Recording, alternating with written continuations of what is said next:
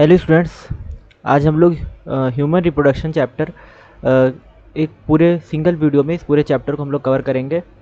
और ये जो है हमारा वन शॉट, इस में एक सिंगल लेक्चर में इस पूरी चैप्टर को हम लोग कवर करने वाले हैं।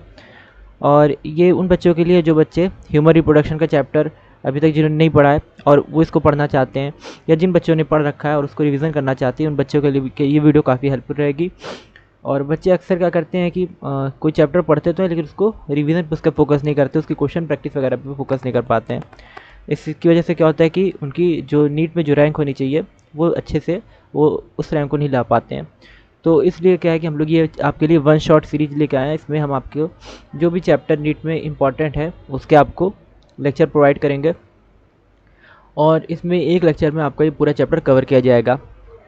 तो इस वीडियो में आप हमारे साथ एंड तक बने रहिए।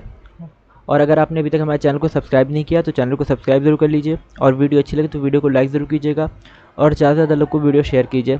तो हम लोग आज स्टार्ट करने वाले अपना chapter human reproduction.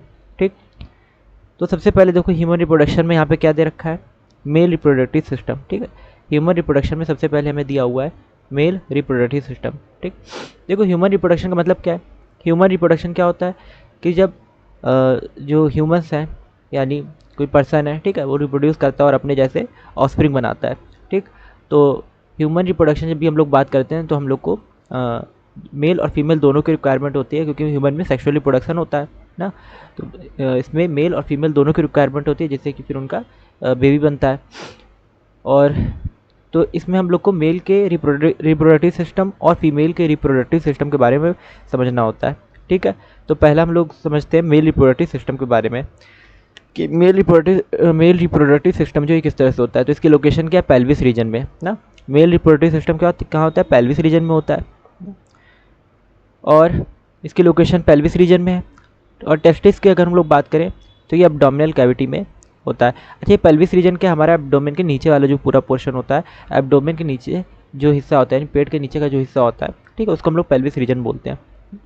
Pelvic girdle के आसपास का रीजन जो है, ठीक है, थाई के आसपास का, तो ये हमारा पेल्विस रीजन है।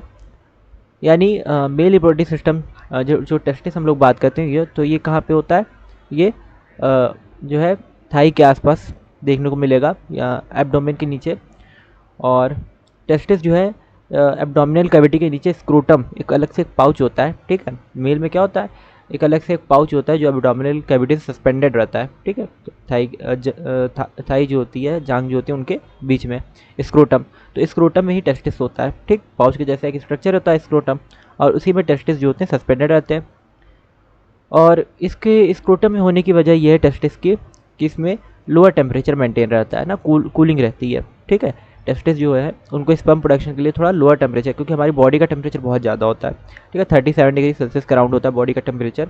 तो उस टेम्परेचर पे स्पर्म डिस्ट्रॉय हो सकते हैं ना, क्योंकि स्पर्म टेम्परेचर के लिए बहुत ज़्यादा सेंसिटिव होते हैं। तो 37 डिग्री सेल्सियस के आसपास स्पर्म जो है डिस्ट्रॉय हो सकते हैं। इस वजह से थोड़ा लोअर टेम्परेचर पर जो है टेस्टिस रहता है, जिससे कि स्पर्म के प्रोडक्शन में कोई प्रॉब्लम ना हो ना। तो अलग से एक स्क्रोटम में एक पाउच के अंदर टेस्टिस रहता है, इसमें 2 to 2.5 degree Celsius body temperature lower रहता है ना।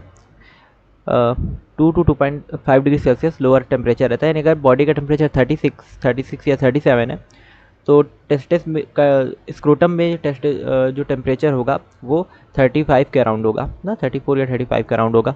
तो इस तरह से ये टेस्टिस की पोजीशन है। और टेस्टिस जो होता है इसका वर्क क्या होता है, स्पर्मेटोजेनेसिस। ठीक है, टेस्टिस जो है वो स्पर्म का प्रोडक्शन कराता है। तो जब भी हम लोग टेस्टिस की बात करते हैं मेल में, तो ये क्या कराता है, स्पर्म का प्रोडक्शन कराता है।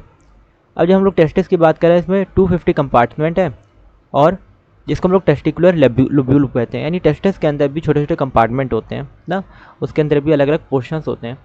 तो उन पोर्शन को हम लोग, जैसे 250 कंपार्टमेंट यहाँ पे जैसे स्कूल है उसमें अलग अलग क्लासेस होती है ना, ठीक, या कोई घर है उसमें अलग अलग रूम्स होते हैं, उसी जैसे टेस्टिस में भी क्या अलग अलग कंपार्टमेंट्स हैं, छोटे छोटे 250 लगभग कंपार्टमेंट होते हैं, जिनको हम कहते हैं टेस्टिकुलर लोब्यूल कहते हैं। ठीक है, और हर एक टेस्टिकुलर लोब्यूल में, हर एक लोब्यूल में 1 से 3 सेमिनिफेरस ट्यूब्यूल्स होते हैं। ठीक है, तो हर एक लोब्यूल में 1 to 3 सेमिनिफेरस ट्यूब्यूल होते हैं, और इसमें स्पर्म्स का प्रोडक्शन होता है।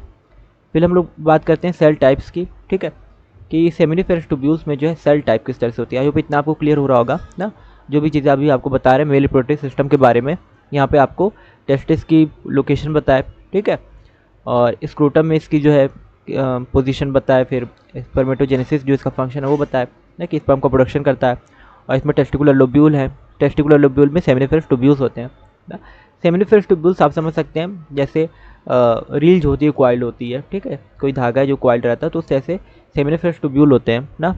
तो ये धागे के जैसे होते हैं और बहुत ज़्यादा ये लेंथी स्ट्रक्चर होते हैं, इनकी लेंथ बहुत ज़्यादा होती है, लेकिन ये क्वाइल्ड रहते हैं जिस वजह से ये छोटे छोटे लोब्यूल में आ जाते हैं, ठीक है।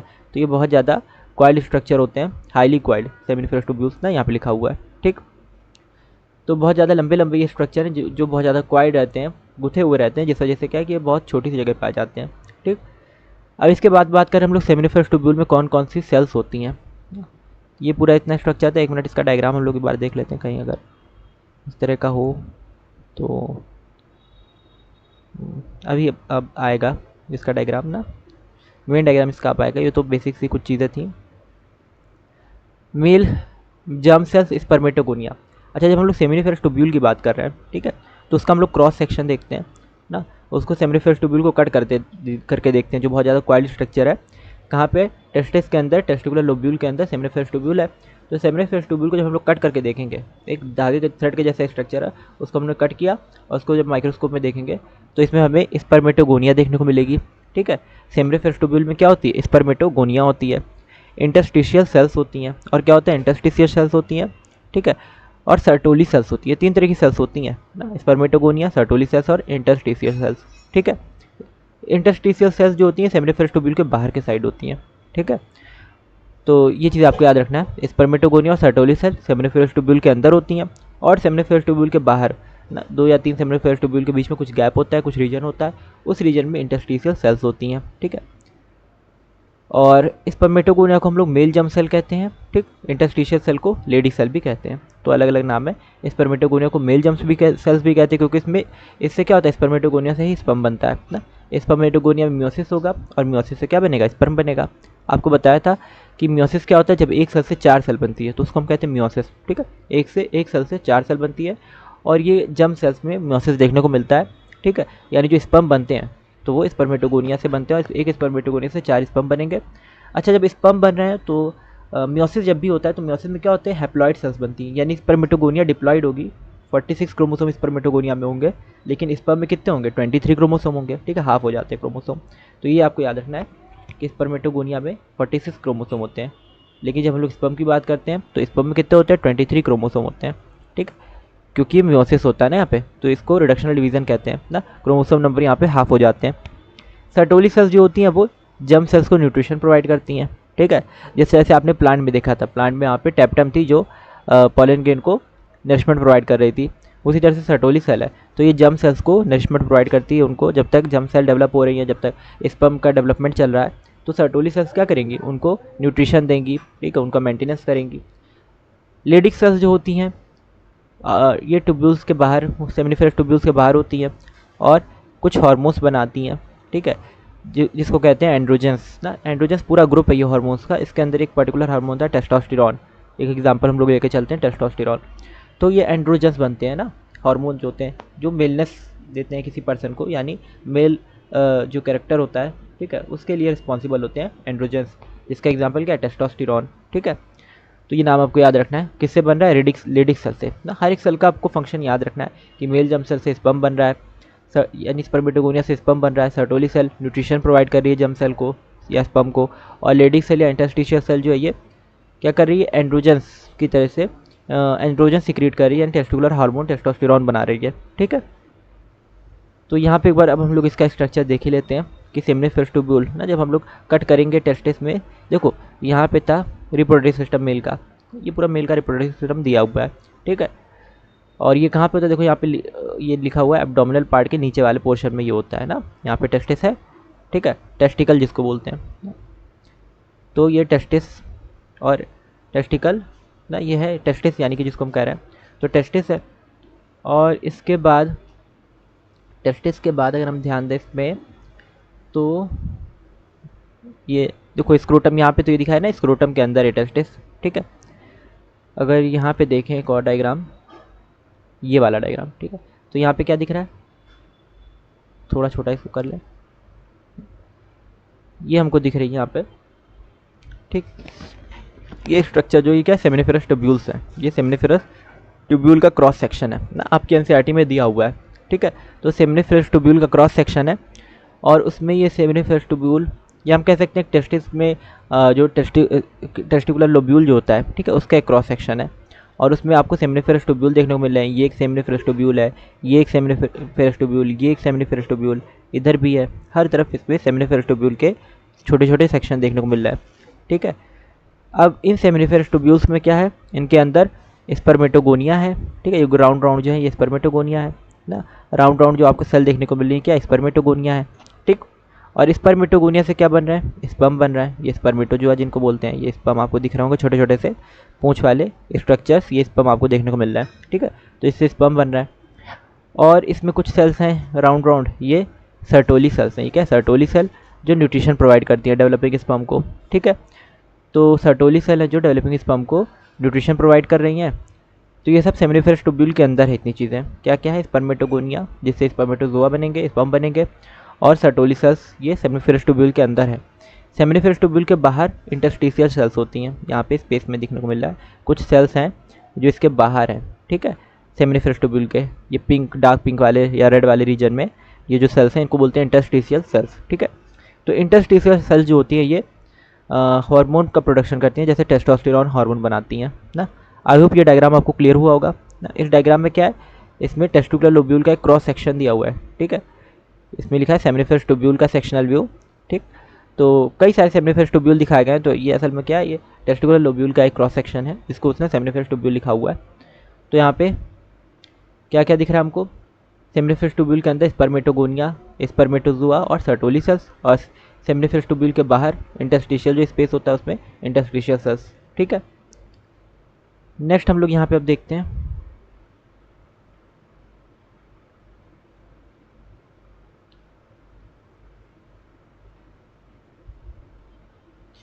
कहाँ पे थे।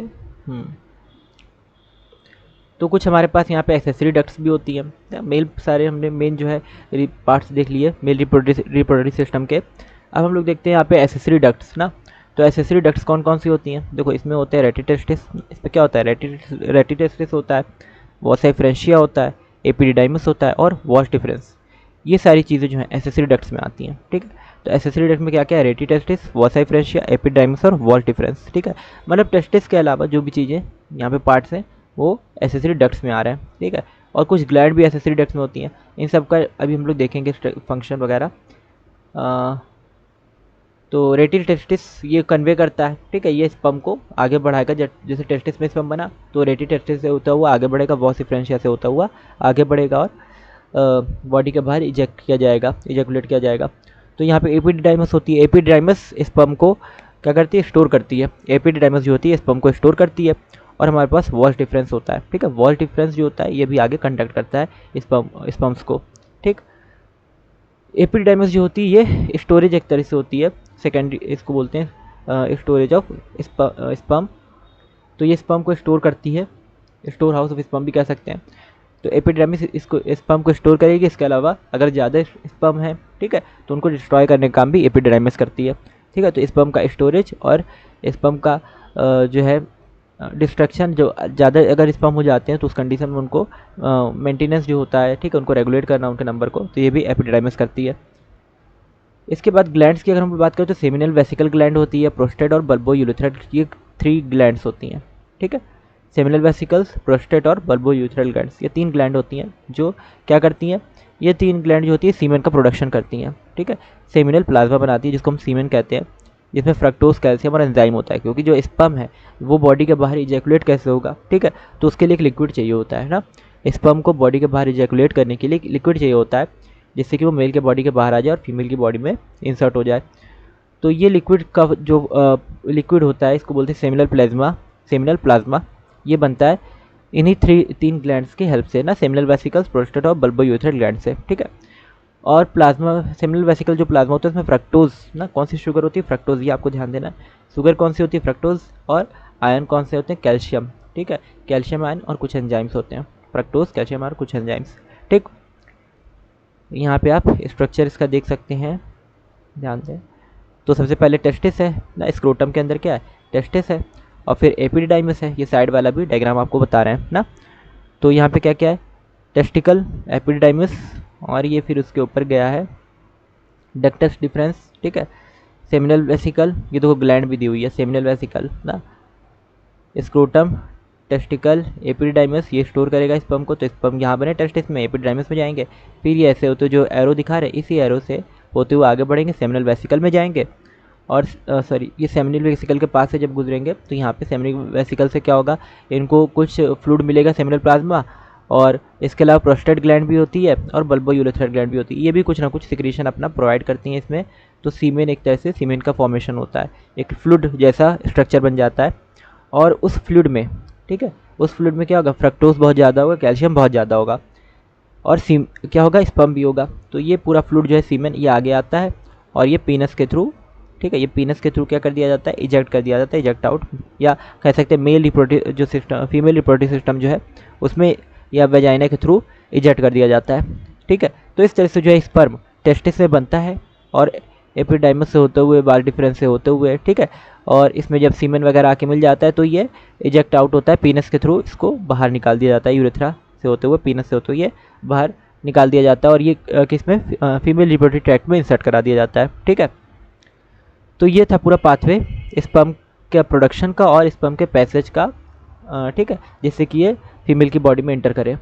अब इसके बाद यहाँ पे भी ये चीज़ यही बनी हुई है, ठीक है।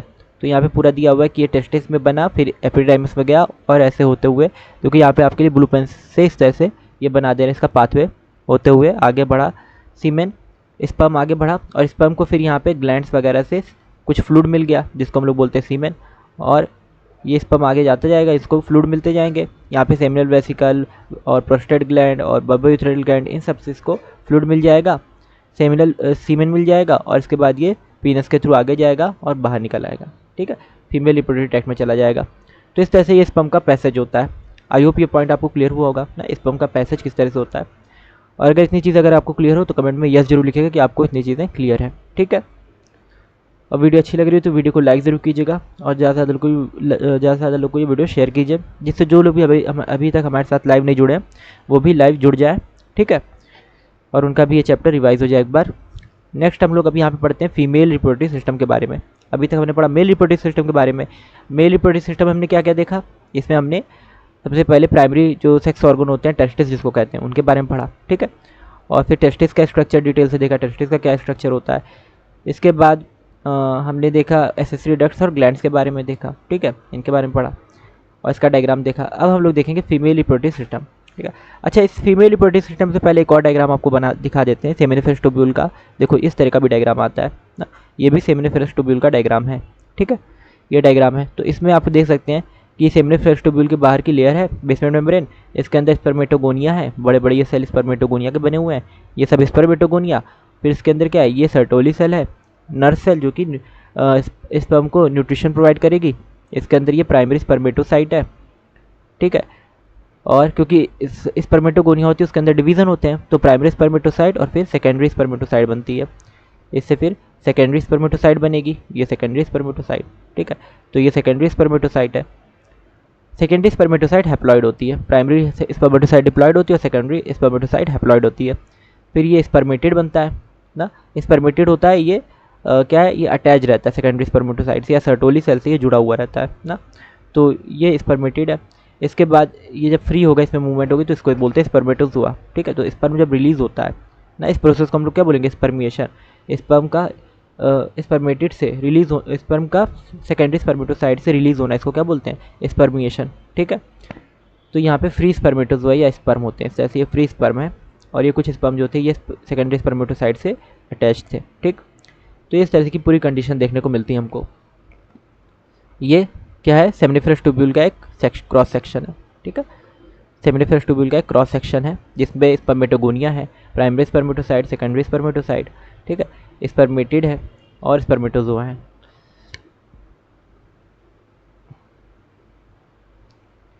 इसके बाद फीमेल रिप्रोडक्टिव सिस्टम में कंपोनेंट हम लोग देखते हैं। कंपोनेंट में क्या क्या इसके पार्ट्स है, ओवरीज, एक पेयर ओवरी के होता है, ठीक है। मेल रिप्रोडक्टिव सिस्टम ने पढ़ लिया, यानी मेल की बॉडी में, ठीक है, किस तरह का रिप्रोडक्टिव सिस्टम होता है, टेस्टिस वगैरह सारी चीज़ें देख ली। अभी फीमेल की हम लोग बात करेंगे तो फीमेल में हमें ओवरीज देखने को मिलती है सिंगल पेयर, ओविडक्ट्स या फेलोपियन ट्यूब हम कहते हैं, फेलोपियन ट्यूब हमें देखने को मिलती है, ठीक है, और यूट्रस, ठीक है, ओवरीज में, ठीक है, ओवरीज में क्या होगा, ओवा का प्रोडक्शन, ओवम का प्रोडक्शन होगा, ओवम बनेगा या एक्स सेल जिसको कहते हैं, या फीमेल गैमेट, तो फीमेल गैमेट ओवरीज में बनता है, ठीक है, फीमेल गैमेट और मेल गैमेट यानी ओवम और स्पर्म के फर्टिलाइजेशन से ही क्या होगा, जाइगोट का फॉर्मेशन होता है यानी बेबी बनता है। तो ओविडक्ट फेलोपियन ट्यूब में, यूट्रस, ठीक है, ये पूरा पार्ट है यूट्रस, यूट्रस में ही ओवरीज वगैरह सस्पेंडेड होती हैं, और सर्विक्स, ठीक है, ये यूट्रस के अलग अलग पार्ट हैं, सर्विक्स हो गया, वेजाइना हो गया, एक्सटर्नल जेनिटलिया, ठीक है, ये सारी चीज़ें हमें देखने को मिलती है फीमेल रिप्रोडक्टिव सिस्टम में। इसके बाद बात करते हैं ओवरी की, तो ये प्राइमरी फीमेल सेक्स ऑर्गन है। जैसे मेल में क्या होता है, टेस्टिस होता है प्राइमरी सेक्स ऑर्गन, तो ओवरी में क्या है, ओवरी क्या है, ये फीमेल में प्राइमरी सेक्स ऑर्गन होता है, और ये फीमेल गैमेट ओवम बनाता है, क्या बनाता है, फीमेल गैमेट या ओवम बनाता है। अच्छा, कोई भी डाउट हो तो आप कमेंट करके पूछ सकते हैं, और अगर आपको नोट्स जो है वो प्रॉपर चाहिए हर एक चैप्टर के और इस वन शॉट के, तो आप हमारा टेलीग्राम चैनल जय सर बायोलॉजी क्लासेस नाम से टेलीग्राम चैनल बना हुआ है, इस चैनल को जरूर ज्वाइन कर लीजिए, ठीक है। तो यहाँ पे हम लोग बात कर रहे हैं फीमेल गैमेट ओवम की और steroid hormones oestrogen and progesterone, ठीक है, तो इनका प्रोडक्शन होता है। अच्छा, फीमेल में जो हार्मोन कौन सा होता है, एस्ट्रोजन और प्रोजेस्टेरॉन होते हैं, ये फीमेल सेक्स हार्मोन्स होते हैं। मेल सेक्स हार्मोन टेस्टोस्टेरॉन होता है और फीमेल सेक्स हार्मोन होते हैं एस्ट्रोजन और प्रोजेस्टेरॉन, ठीक है। जैसे मेन क्या होता है, एस्ट्रोजन होता है, ठीक, तो ये स्टेरॉयड हार्मोन्स हैं। अच्छा, आप लोग ये वीडियो देख रहे हो तो कमेंट करके बताइएगा कि स्टेरॉयड हार्मोन्स जो है इनकी क्या स्पेसिफिसिटी होती है, क्या इनकी जो है खासियत होती है स्टेरॉयड हार्मोन की, ठीक है, ये आप लोग कमेंट करके बताइएगा। नेक्स्ट हम लोग बात करते हैं ओविडक्ट के बारे में, फेलोपियन ट्यूब ना, तो ये यूट्रस का एक पार्ट होता है, ओविडक्ट जो होता है फेलोपियन ट्यूब यूट्रस का एक पार्ट है, ठीक है। इसका स्ट्रक्चर एक बार देख लेते हैं तो चीज़ें बहुत क्लियर हो जाएंगी। यूट्रस का स्ट्रक्चर, ये पूरा यूट्रस है ना, ये पूरा क्या है, यूट्रस है। यूट्रस में अगर आप बात करें ना, तो आप यहाँ पे क्या देख रहे हैं, यूट्रस में ये ओवरीज है। सबसे पहले ये ओवरी आप देख रहे हैं, दो ओवरी होती है ना, हर एक साइड पे एक एक ओवरी होती है, ठीक है, लेफ्ट साइड में एक ओवरी, राइट साइड में एक ओवरी, ठीक है, और ये ओवेरियन लिगामेंट जो होता है उसके थ्रू सस्पेंडेड होती है, ठीक, यानी यूट्रस से ये अटैच होती है। यूट्रस कहाँ पे होता है, यूट्रस फीमेल बॉडी में एब्डोमिनल कैविटी, ठीक है, जो होती है ना, इसी में होता है, यानी अलग से इसमें इसके लिए कोई जो है जैसे मेल में स्क्रोटम था, लेकिन फीमेल में इस तरह का कोई स्ट्रक्चर नहीं होता स्क्रोटम जैसा ना, ये एब्डोमिनल कैविटी में ही लोकेटेड होता है, पीछे का साइड होता है, ठीक है, बिहाइंड होता है ना, आगे स्टोमक वगैरह होगा, आगे डाइजेस्टिव सिस्टम होगा, पीछे के साइड ये पूरा यूट्रस वाला पोर्शन होता है।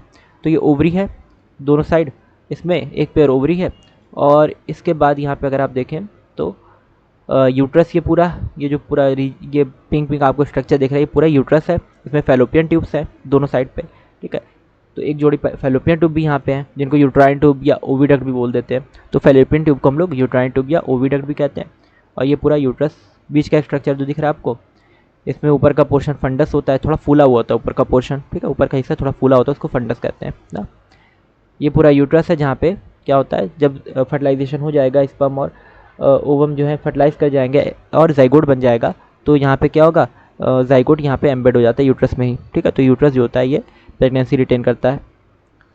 ये एंडोमेट्रियम है, अंदर की सबसे अंदर की जो लेयर है एंडोमेट्रियम है, ठीक है। उसके बाहर मायोमेट्रियम, अलग अलग मसल लेयर होती है ना, इसमें यूट्रस की वॉल में अलग अलग मस्कुलर लेयर होती है, तो सबसे अंदर एंडोमेट्रियम होती है ना, ये जाइगोट के इम्प्लांटेशन में हेल्प करती है। जैसे ये जाइगोट एक जुड़ा हुआ है यहाँ पे, ठीक है, तो ये एंडोमेट्रियम से जुड़ा हुआ है, थोड़ी सी स्पंजी लेयर होती है एंडोमेट्रियम ना। और जब मेस्ट्रुअल ब्लीडिंग होती है तो यही लेयर जो है शट ऑफ हो जाती है, बाहर निकल आती है, एंडोमेट्रियम जो होती है, ठीक। इसमें ब्लड वेसल्स भी कनेक्ट होती हैं, तो इसलिए मेस्ट्रुअल ब्लीडिंग में ब्लड भी निकलता है ना। तो ये एंडोमेट्रियम है। फिर इसके बाद क्या है, मायोमेट्रियम, इसके बाद है मायोमेट्रियम, इसके अंदर की लेयर मस्कुलर लेयर, इसके कॉन्ट्रैक्शन की वजह से क्या होता है, इसी के कॉन्ट्रैक्शन की वजह से डिलीवरी वगैरह होती है, ठीक है, मायोमेट्रियम। और इसके बाद है सर्विक्स, ये सर्विक्स जिसमें सर्वाइकल प्लग लगा रहता है, ठीक है, इस तरह का ये सर्वाइकल प्लग सर्विक्स में लगा रहता है ना। जब प्रेगनेंसी होती है तो ये सर्वाइकल प्लग जो है इसको कवर कर लेता है, जिससे कि वो जाइगोट बाहर ना आ जाए, ठीक है। तो सर्विक्स में सर्वाइकल प्लग एक लगा रहता है, शुरू में ये नहीं होता, ठीक है। तो ये वेजाइना वाला पोर्शन है ना, तो जब यहाँ पे पीनस इंसर्ट होगा, ठीक है, मेल का पीनस जो है वेजाइना में जब डिलीवरी करेगा स्पर्म की, ठीक है, स्पर्म को इजैकुलेट करेगा तो वेजाइना के थ्रू स्पर्म आएगा और सर्विक्स से होता हुआ यूट्रस वगैरह से होता हुआ आगे बढ़ेगा स्पर्म, और फेलोपियन ट्यूब, ये फेलोपियन ट्यूब होता है यहाँ पे जाता है। इधर से ओवरी से एग भी आता रहता है। अच्छा, ओवरी से एग आता है पहले फिम्बरी में, फेलोपियन ट्यूब के भी अलग अलग पार्ट हैं, फिम्बरी है, ठीक है, एम्पुला है, स्थमस है ना, अलग अलग पार्ट होते हैं, फिम्बरी, एम्पुला और स्थमस, ठीक है। यहाँ पे एम्पुला होता है कोने पे और इधर के साइड होता है स्टमस ना। तो ये फिम्बरी जो होता है ये झालर जैसा पार्ट होता है, ठीक है, हम कह सकते हैं फिंगर के जैसा पार्ट होता है। और ये कैप्चर करता है, जब ये ओवरी से ओवम निकलेगा, एग निकलेगा, तो उसको पकड़ने का काम करेगा। तो यहाँ पे दिख रहा होगा कीप के जैसा, फनल के जैसा स्ट्रक्चर फिम्बरी, फनल कह सकते हैं या हम कह सकते हैं इसको फिंगर के जैसा स्ट्रक्चर है। और ये इसको कैप्चर करता है एक्सेल को, तो एक्सेल को ये पकड़ेगा और ये एक्सेल आगे बढ़ती है, ठीक है। तो एक्सेल आगे आती है, एक साइकिल में एक ही एक्सेल रिलीज़ होती है एक ओवरी से, ठीक है। तो एक सेल आगे आई, इधर से स्पर्म जो एंट्री करता है, स्पर्म भी आता रहता है, ठीक है, वजाइना से सर्विक्स से होता हुआ स्पर्म आता है, यूट्रस से होता हुआ, तो यहाँ पे स्पर्म आता है, ठीक है।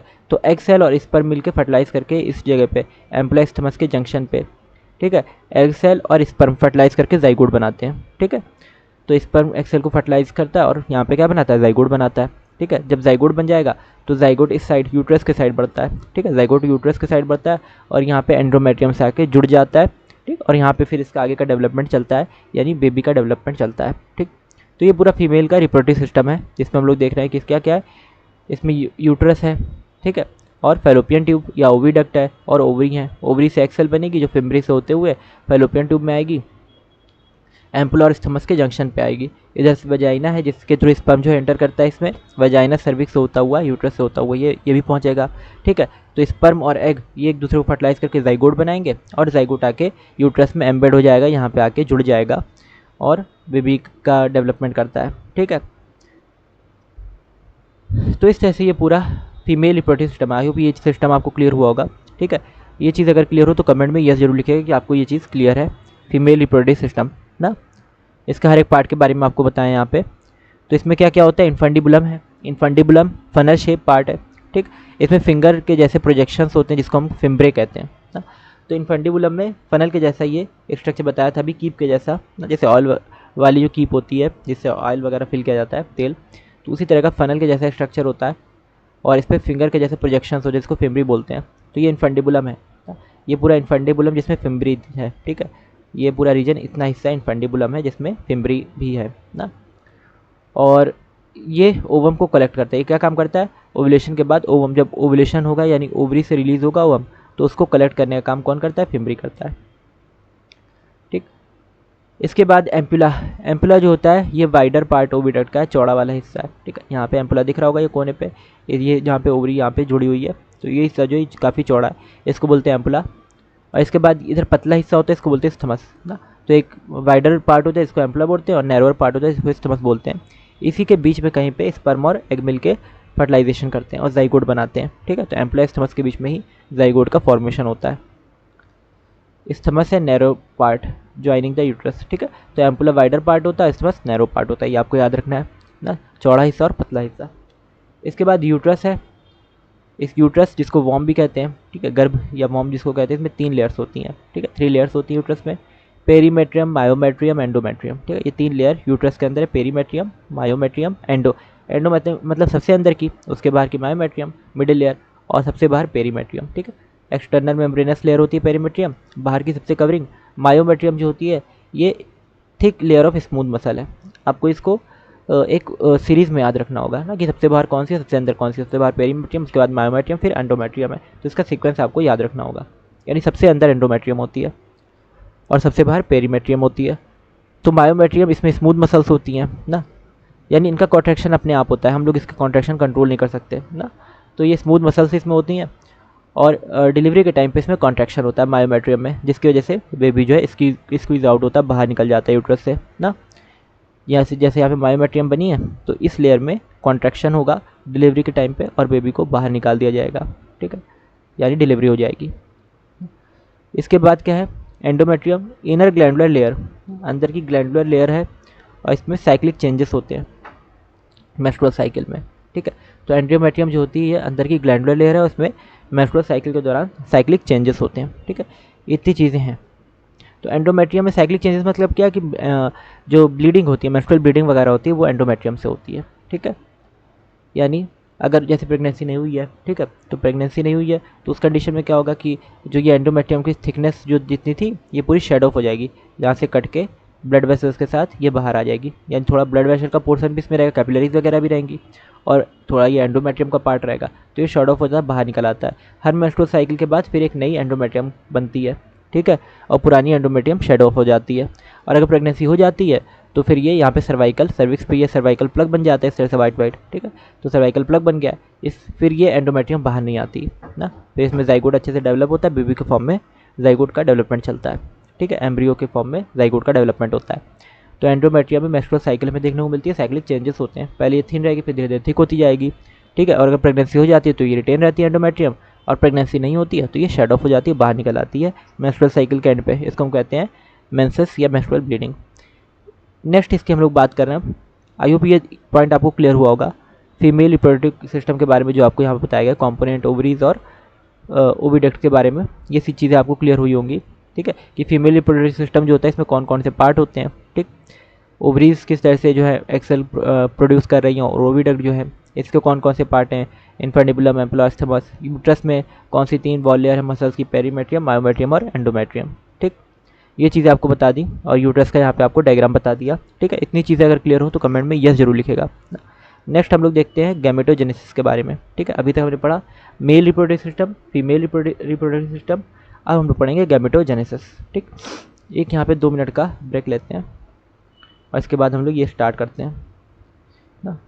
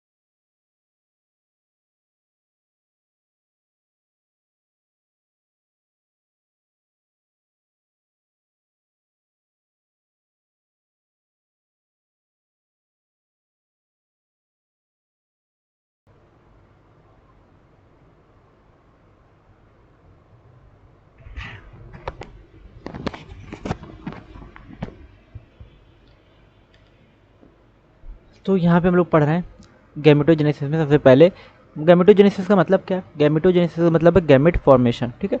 गैमेटोजेनेसिस मतलब गैमेट का फॉर्मेशन या गैमेट का बनना। गैमेट यानी स्पर्म, मेल में स्पर्म और फीमेल में ओवम, ठीक है। तो मेल में स्पर्म और फीमेल में ओवम जब बनते हैं तो इस प्रोसेस को हम लोग क्या कहते हैं, गैमेटोजेनेसिस। इसमें पहला होता है स्पर्मेटोजेनेसिस, ठीक है। स्पर्मेटोजेनेसिस मतलब स्पर्म का बनना ना। ये प्रोसेस स्पर्मेटोजेनेसिस होता है, ये कहाँ पे होता है, मेल बॉडी में होता है, ठीक है, मेल के टेस्टिस में होता है ना। तो स्पर्मेटोजेनेसिस मेल के टेस्टिस में होता है और ये प्रोसेस स्पर्म इसमें बनता है।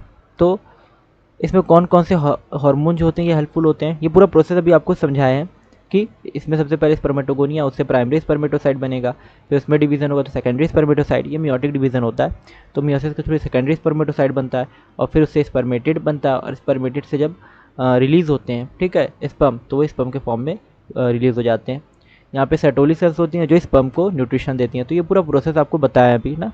सेमिनिफरस ट्यूब्यूल में जैसे ये बनते हैं स्पर्म्स। इसमें कौन कौन से हार्मोन हेल्पफुल है ये आपको याद रखना है। GnRH, ठीक है, गोनेडोट्रोपिन रिलीजिंग हार्मोन ना। गोनेडोट्रोपिन रिलीजिंग हार्मोन जो होता है ये पुबर्टी में, यानी जब पुबर्टी क्या होती है, ये स्टेज जो होती है 12 टू 18 ईयर्स की जो स्टेज होती है पुबर्टी जिसको बोलते हैं, तो इसमें ये हार्मोन रिलीज होता रहता है GnRH, ठीक है, जिसकी स्टिमुलेट करता है LH को, लेडी लुटनाइजिंग हार्मोन को। और इससे क्या होता है, लेडिक सेल्स जो होती हैं इस पर एक्ट करता है, यानी इंटरस्टिशियल सेल्स अभी आपको बताई थी लेडिक सेल्स, उस पर ये हार्मोन जो है एक्ट करेगा। तो सबसे पहले GnRH निकला, गोनेडोट्रोपिन रिलीजिंग हार्मोन, ठीक है, और इस ये एक्ट किया पिट्यूटरी पे, वहाँ से लुटनाइजिंग हार्मोन निकला। लुटनाइजिंग हार्मोन फिर टेस्टिस में लेडिक सेल्स पे एक्ट किया तो क्या बना, FSH और, ठीक है, FSH यहाँ पे बनेगा LH और FSH, ठीक है, इस तरह से LH और FSH बनते हैं ना। तो ये दो हार्मोन बनते हैं, लुटनाइजिंग हार्मोन और फॉलिकुलर स्टिमुलेटिंग हार्मोन। जब लेडिक सेल पे एक्ट करेंगे तो लेडिक सेल पे LH एक्ट करता है लुटनाइजिंग हार्मोन, तो ये क्या बनाता है, लेडिक सेल जो होती है टेस्टोस्टेरोन बनाती है ना। तो ये हार्मोनल कंट्रोल पूरा होता है कि सबसे पहले जो है हमारे हाइपोथैलेमस होता है, उससे GnRH गोनेडोट्रोपिन रिलीजिंग हार्मोन ये रिलीज होता है। फिर ये पिट्यूटरी पे एक्ट करता है GnRH हार्मोन, तो क्या बनता है, पिट्यूटरी से LH और FSH बनता है। LH जो होता है लुटनाइजिंग हार्मोन जिसको कहते हैं, ये लेडिक सेल पे एक्ट करता है और ये लेडिक सेल पे एक्ट करके टेस्टोस्टेरोन बनाता है, ठीक है। अच्छा, यहाँ पे FSH जो होता है वो सर्डोली सेल पे एक्ट करता है, क्योंकि सेल्स जो होती हैं यानी प्राइमरी या सेकेंडरी स्पर्मेटोसाइट जो है इनको न्यूट्रिशन भी तो चाहिए, ठीक है। स्पर्मेटोगोनिया से जब ये इसमें डिवीजन हो रहा है स्पर्मेटोगोनिया में, और इससे प्राइमरी स्पर्मेटोसाइट, सेकेंडरी स्पर्मेटोसाइट और स्पर्मेटोजोआ स्पर्म बन रहा है, तो इनको न्यूट्रिशन चाहिए, तो सर्टोली सेल प्रोवाइड करेंगे न्यूट्रिशन। तो FSH जो होता है वो सर्टोली सेल पे एक्ट करता है, जिससे कि ये सर्टोली सेल न्यूट्रिशन प्रोवाइड करती हैं स्पर्म्स को, डेवलपिंग स्पर्म्स को, ठीक है। फिर हम लोग यहाँ पे स्पर्म का स्ट्रक्चर देखते हैं। हार्मोन समझ लिए कि कौन कौन सा हार्मोन है, GnRH किससे रिलीज होता है, हाइपोथैलेमस से। LH और FSH ये पिट्यूटरी ग्लैंड से रिलीज होते हैं और टेस्टोस्टेरोन LH लेडिक सेल से रिलीज होता है हार्मोन। और ये सारे हार्मोन जो है ये मिलके स्पर्म का प्रोडक्शन कराते हैं, ठीक है। फिर इसके बाद स्पर्म का स्ट्रक्चर देखते हैं। तो स्पर्म के स्ट्रक्चर में हम लोग देखते हैं कि स्पर्म में हेड होता है, मिड पीस होती है, हेड, नेक और मिड पीस, ठीक है, और टेल। हेड, नेक, मिड पीस और टेल होती है। हेड में न्यूक्लियस, हैप्लॉइड न्यूक्लियस होता है, बताया था आपको कि स्पर्म हैप्लॉइड होते हैं ना, ठीक है, इनमें 23 क्रोमोसोम होता है, तो हैप्लॉइड न्यूक्लियस होता है। और एक्रोसोम होता है जिसमें एंजाइम्स होते हैं। तो एक्रोसोम, इनका गोल्जी अपरेटस जो होता है वो एक्रोसोम के फॉर्म में डेवलप्ड हो जाता है। तो ये एक्रोसोम होता है जो इसमें एंजाइम्स होते हैं, हाइड्रोलाइटिक एंजाइम, जो एक्स ओवम की जोना पेलुसिडा को रप्चर करने का, डिस्ट्रॉय करने का काम करते हैं, ठीक है, उसमें उसको पंक्चर करने का काम करते हैं, उसमें छेद करते हैं। तो एक्रोसोम इसमें होता है हेड में, और न्यूक्लियस होता है। इसके अलावा नेक होती है, और इसके बाद मिडिल पीस में माइटोकॉन्ड्रिया होती है। माइटोकॉन्ड्रिया इसको मूवमेंट के लिए एनर्जी देती है स्पर्म को, क्योंकि भाई स्पर्म का जब प्रोडक्शन हुआ फिर उसको फीमेल रिप्रोडक्टिव ट्रैक्ट तक जब भी जहाँ तक पहुँचना है, ठीक है, एक्सेल के पास पहुँचता है, तो उसको बहुत ज़्यादा एनर्जी की रिक्वायरमेंट होगी।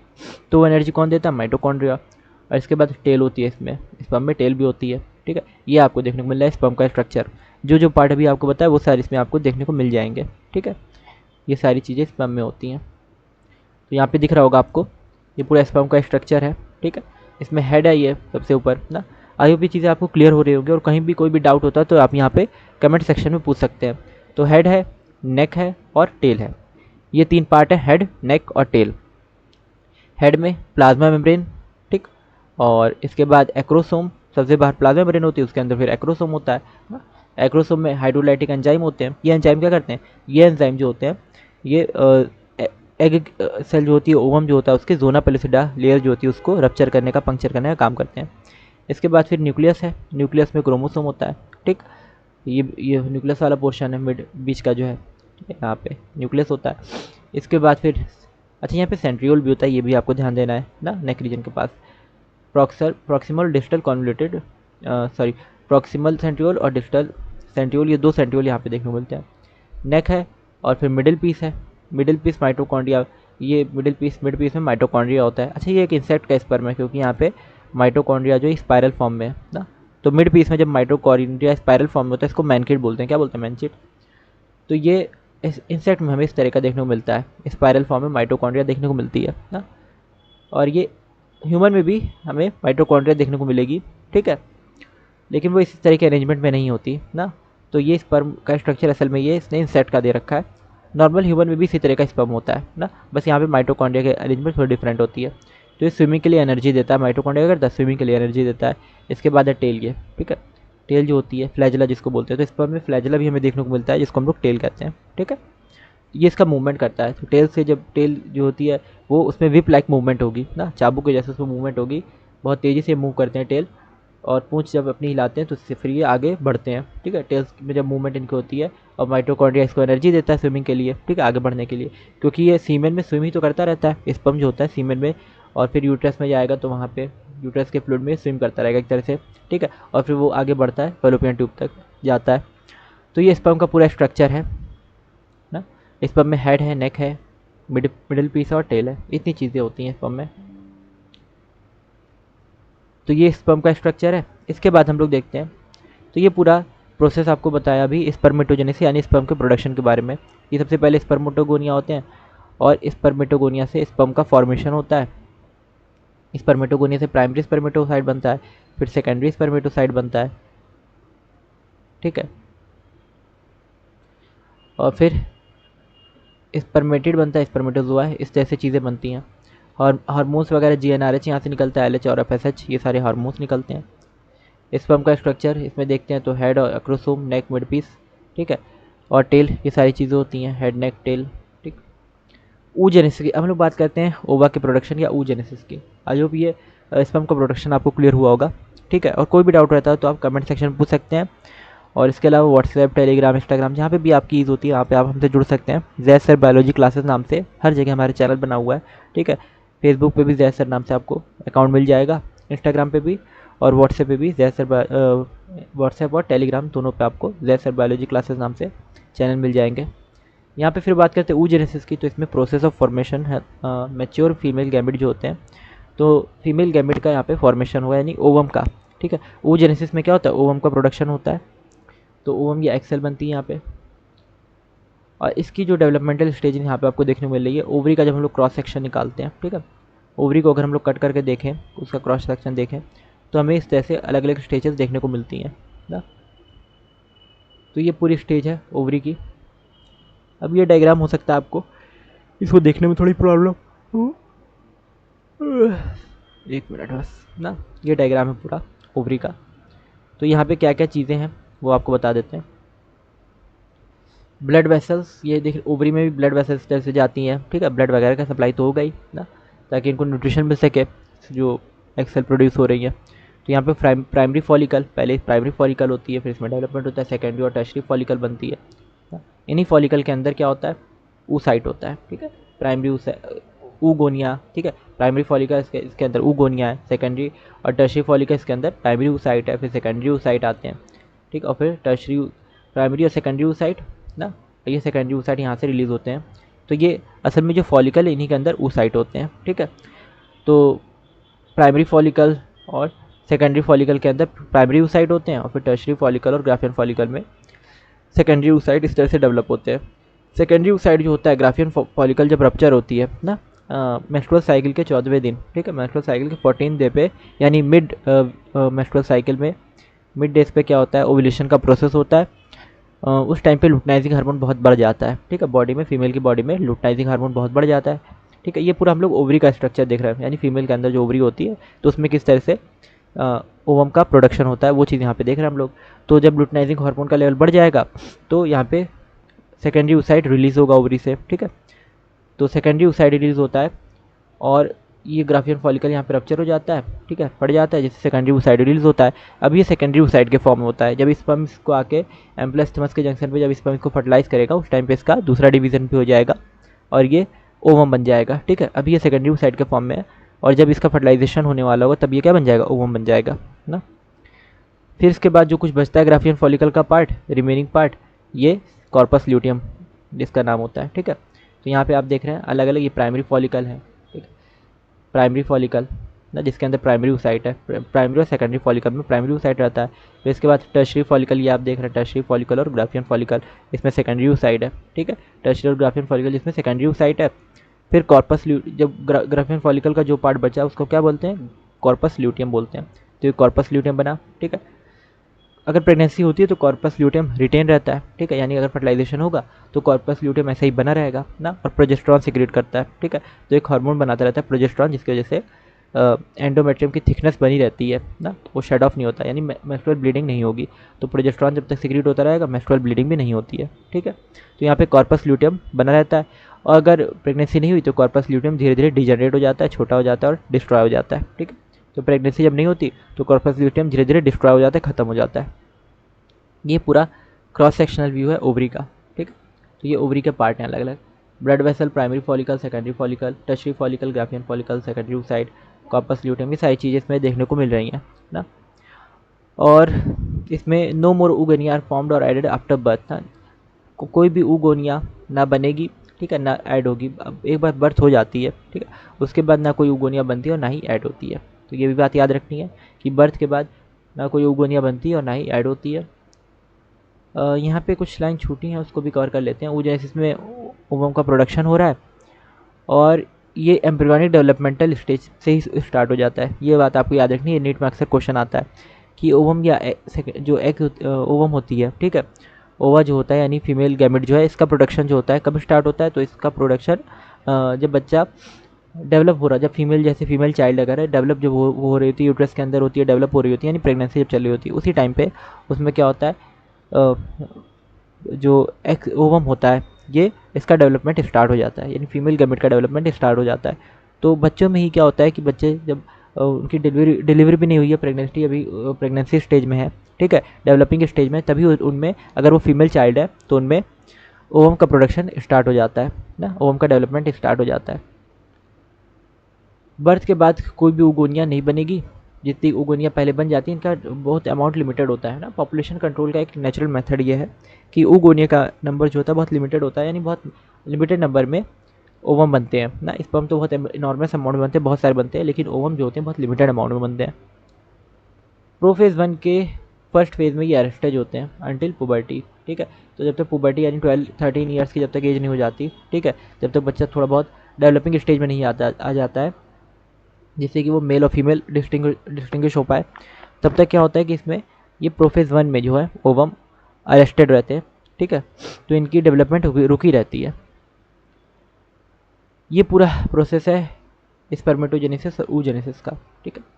क्या क्या बचा है, अभी मेंस्ट्रुअल साइकिल बचा है, और menstrual cycle, fertilisation, post embryonic development, ठीक है। अभी थोड़ी बहुत चीज़ें बची हैं, और पार्चुरेशन और लैक्टेशन, कुछ चीज़ें भी बची हुई हैं ना, ठीक है, उसको भी देख लेंगे।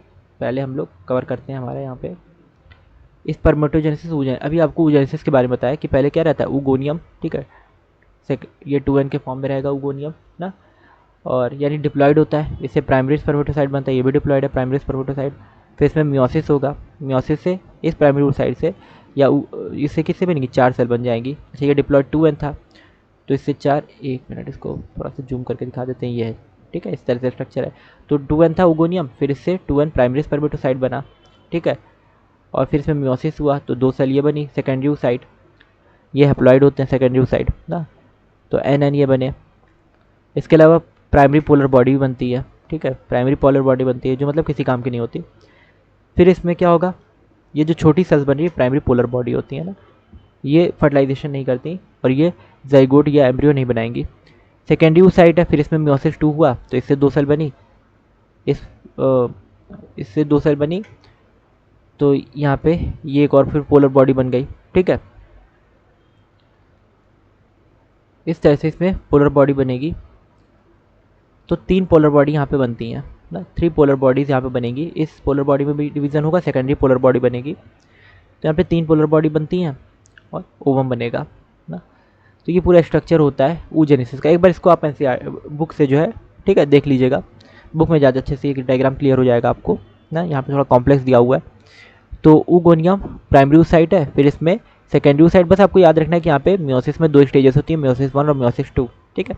और oogonia होता है ये डिप्लॉयड होता है, प्राइमरी साइड ये भी डिप्लॉयड होता है, लेकिन जो सेकेंडरी साइड बनते हैं ये हैप्लॉयड होते हैं। सेकेंडरी साइड से फिर आगे oocyte बनेंगे और फिर ओवम बनेंगे, ठीक है। तो ये oocyte बनता है और फिर ओवम बनता है, ये भी हैप्लॉयड स्ट्रक्चर होता है, एन ओवम भी एन होता है, ठीक है। और 3 पोलर बॉडी इस दौरान बनती है, यानी जो वेस्ट बॉडी होती है ये सेल्स किसी काम की नहीं होती, पोलर बॉडी जो है। इसके बाद हम लोग देखते हैं स्पर्मेटोजेनेसिस भी उसमें रिव्यू कर लेते हैं कि स्पर्मेटोजेनेसिस में पहले क्या होता है, स्पर्मेटोगोनियम होता है, ठीक है। टेस्टिस के अंदर स्पर्मेटोगोनियम होता है और इससे प्राइमरी स्पर्मेटोसाइट बनेगा, म्योसिस 1 होगा, इससे सेकेंडरी स्पर्मेटोसाइट। अच्छा, यहाँ पे एक oogonia से, ठीक है, एक oogonia से या कह सकते हैं एक प्राइमरी oocyte से एक ओवम, सिंगल ओवम बन रहा था, बाकी सब तो पोलर बॉडी बन रही है, वो कोई काम की तो है नहीं। तो एक यहाँ पे सिर्फ ओवम बनता है, एक साइकिल में एक ओवम बनता है। लेकिन जब हम लोग स्पर्म की बात करते हैं तो स्पर्म क्या होता है, एक साइकिल में 4 स्पर्म बनते हैं और चारों फंक्शनल होते हैं, ठीक है। तो यहाँ पे स्पर्म ज़्यादा बनते हैं ना। स्पर्मेटोगोनिया प्राइमरी साइड बना, फिर म्योसिस 1 हुआ, सेकेंडरी स्पर्मेटोसाइट बने, ये हैप्लॉयड होते हैं। प्राइमरी स्पर्मेटोसाइट डिप्लॉयड होते हैं, सेकेंडरी स्पर्मेटोसाइट हैप्लॉयड होते हैं। ये अक्सर एग्जाम में आता है ना, सेकेंडरी साइड और प्राइमरी स्पर्मेटोसाइट में डिफरेंस, ठीक है। इसके बाद स्पर्मेटिड है, ठीक है, तो स्पर्मेटिड है, ये हैप्लॉयड होते हैं। और इसके बाद डिफ्रेंशिएशन होगा, डिफ्रेंशिएशन में स्पर्म बनते हैं, ठीक। ये पूरा प्रोसीजर है स्पर्म के प्रोडक्शन और oogenesis के बारे में, ठीक है, फीमेल गैमेट के प्रोडक्शन के बारे में। आई होप ये चीज़ें आपको क्लियर हुई होंगी, स्पर्मेटोजेनेसिस और oogenesis। नेक्स्ट हम लोग पढ़ते हैं मेंस्ट्रुअल साइकिल। अभी अगली हेडिंग जो है मेंस्ट्रुअल साइकिल है, ठीक है। तो मेंस्ट्रुअल साइकिल, इसमें अलग अलग फेजेस हैं, ठीक है। मेंस्ट्रुअल साइकिल में अलग अलग फेजेस हैं, तो इसको भी एक बार हम लोग देख लेते हैं मेंस्ट्रुअल साइकिल किस तरह से होती है। थोड़ा छोटा इस डायग्राम को करना पड़ेगा क्योंकि बहुत बड़ा डायग्राम है ये, ठीक है। आई होप ये डायग्राम आपको दिख रहा होगा, विजिबल होगा, ठीक है। तो ये पूरा डायग्राम है मेंस्ट्रुअल साइकिल का। मेंस्ट्रुअल साइकिल क्या होती है, मेंस्ट्रुअल साइकिल जो होती है ये जो भी साइक्लिक चेंजेस होते हैं, मंथली चेंजेस होते हैं फीमेल के रिप्रोडक्टिव ट्रैक्ट में, यानी यूट्रस में जो कुछ भी चेंजेस होते हैं उसी को हम लोग बोलते हैं मेंस्ट्रुअल साइकिल, ठीक है। तो फीमेल के जो यूट्रस होता है, तो यूट्रस में कुछ चेंजेस होते हैं, जैसे उसकी एंडोमेट्रियम थिक हो जाती है, ठीक है, और उसमें ओवम वगैरह का प्रोडक्शन होता है ना। प्राइमरी साइड सेकेंडरी oocyte इस तरह से, या प्राइमरी फॉलिकल सेकेंडरी फॉलिकल बनते हैं, कॉर्पस ल्यूटियम बनता है, ओवुलेशन होता है मिड वीक में, मिड यानी 14 डे पे। और इसके अलावा क्या होगा, LH और FSH हार्मोन का सर्ज यहाँ पे देखने को मिलता है, खासकर LH हार्मोन का। तो ये सब साथ साथ में सारे इवेंट चलते रहते हैं, इसको बोलते हैं मेंस्ट्रुअल साइकिल, ठीक है। मेंस्ट्रुअल साइकिल में आपको ध्यान ये देना है कि यहाँ पे देखो शुरू में मेंस्ट्रुअल ब्लीडिंग मंथ के स्टार्ट में और मंथ के एंड में यहाँ पे मेंस्ट्रुअल ब्लीडिंग हमें देखने को मिलती है, ठीक है। 3 से 5 दिन की ये मेंस्ट्रुएशन का प्रोसेस होता है ना। तो इसमें मेंस्ट्रुअल ब्लीडिंग होती है 29, 1, 2, 3, 4, 5 इस तरह से ना। मंथ के एंड पे मेंस्ट्रुअल साइकिल, अलग अलग फीमेल में अलग अलग डेज़ की मेंस्ट्रुअल साइकिल होती है, किसी में 28, किसी में 29, ठीक है। तो अलग अलग डेज़ की मेंस्ट्रुअल साइकिल होती है और इसकी ड्यूरेशन अलग अलग हो सकती है ना। कभी भी ये मेंस्ट्रुअल साइकिल मतलब स्टार्ट होगी, और जब स्टार्ट होगी तो ये मंथ के, अच्छा ये स्टार्ट कब होती है फीमेल मेंस्ट्रुअल साइकिल, ठीक है। तो 12 या 13 ईयर्स की एज में ये स्टार्ट हो जाती है मेंस्ट्रुअल साइकिल फीमेल में, ठीक। और इसको जो मेंस्ट्रुअल साइकिल को हम लोग किस नाम से, मेंस्ट्रुअल साइकिल जब स्टार्ट होती है तो उसको क्या बोलते हैं, मिनार्क, ठीक है, मिनार्क और मीनोपॉज। तो जब स्टार्ट होगी तो मिनार्क बोलेंगे, ठीक है। तो मेंस्ट्रुअल साइकिल जब शुरू होती है, स्टार्ट होती है, तो उसको बोलते हैं मिनार्क। और जब मेंस्ट्रुअल साइकिल 50 ईयर्स के अराउंड ना, 50 ईयर्स के अराउंड जो है ये स्टॉप हो जाती है मेंस्ट्रुअल साइकिल फीमेल में, यानी ओवम का प्रोडक्शन बंद हो जाता है, जिसको बोलते हैं मीनोपॉज, ठीक है। ये भी ये बात आपको याद रखनी है, मिनार्क और मीनोपॉज, ठीक है।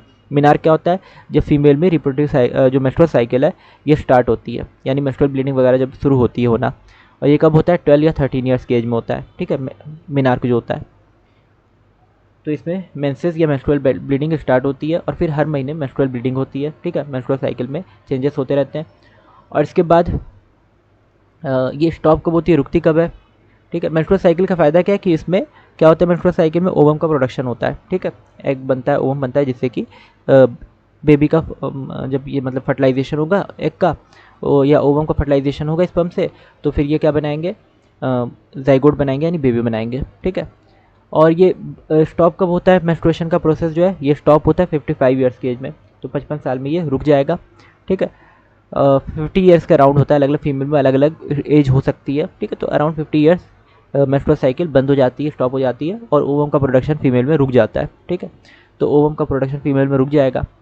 अच्छा, इसमें क्या बताया आपको कि यहाँ पे मेंसेस हो रहे हैं। ठीक है, 29 फर्स्ट सेकंड थर्ड में अलग अलग डे पे, और इसके बाद तो ये लगभग 3 से 5 दिन तक मेंस्ट्रुअल ब्लीडिंग चलेगी, और फिर फॉलिकुलर फेज़ आ जाता है।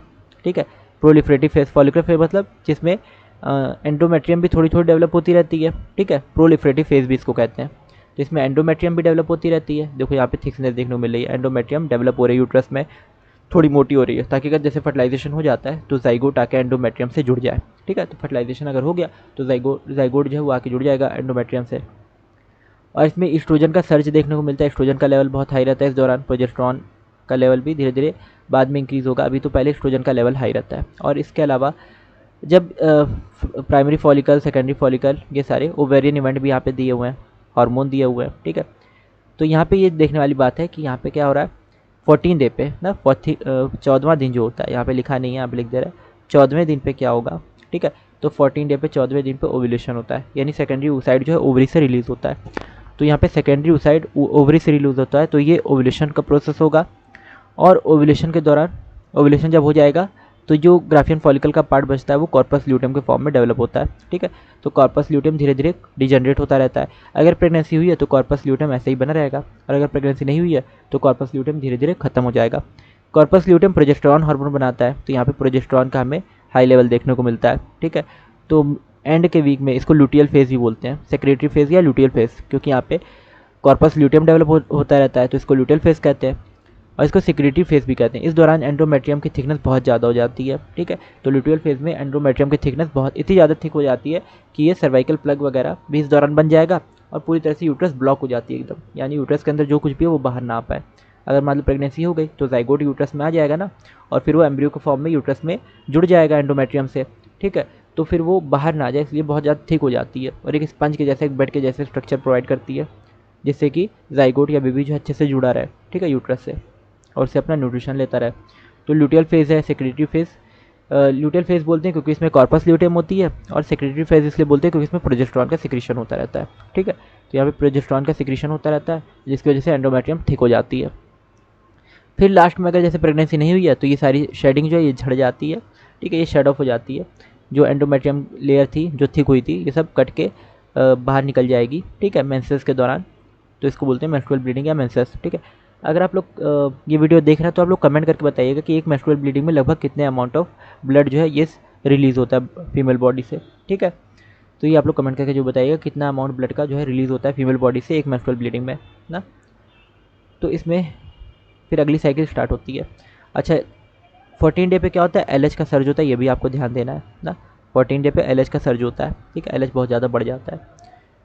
तो ये कुछ चीज़ें थी मेंस्ट्रुअल साइकिल के बारे में, किस तरह से जो है यूट्रस में अलग अलग चेंजेस हो रहा है, यूट्रस की लाइनिंग में किस तरह से चेंज हो रहा है ना, उसकी थिकनेस किस तरह से बढ़ रही है, और कौन कौन से हार्मोन इस दौरान जो है हेल्पफुल है। जैसे एलएच हो गया, ओव्यूलेशन करा रहा है, और प्रोजेस्टेरॉन हो गया जो कॉर्पस ल्यूटियम को जो है कॉर्पस ल्यूटियम से सिक्रेट हो रहा है और एंड्रोमेटियम को थिक कर रहा है।